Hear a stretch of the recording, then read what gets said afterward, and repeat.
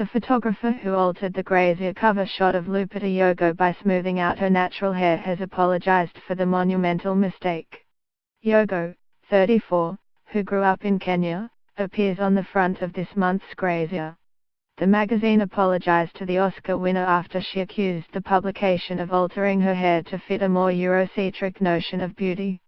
The original photograph featured her natural hair, which is tied back, but this was edited out for the cover photo, which showed her with what looked like a buzz cut. The photographer who airbrushed part of Lupit Yogo's hair from a Grazia magazine cover has apologized. It was from the UK-based magazine's November edition.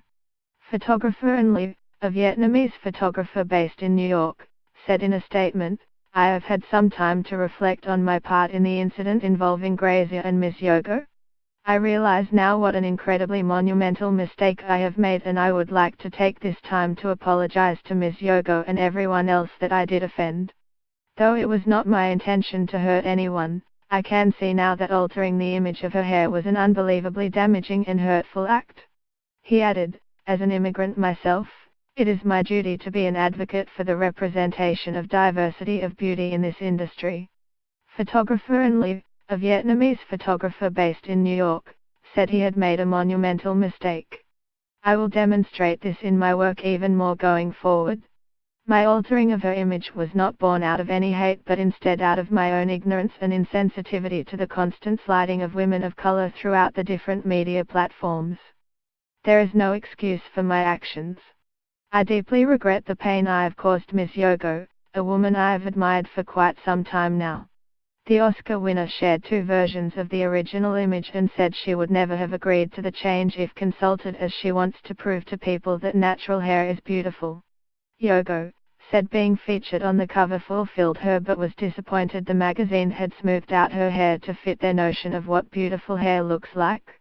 The Oscar-winning star had posted before and after photographs on Instagram from the magazine shoot.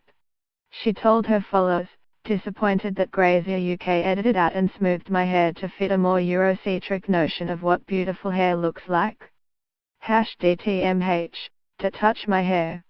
And the Star Wars, The Last Jedi actress added, "As I have made clear so often in the past with every fiber of my being, I embrace my natural heritage, and despite having grown up thinking light skin and straight, silky hair were the standards of beauty, I now know that my dark skin and kinky, coily hair are beautiful too.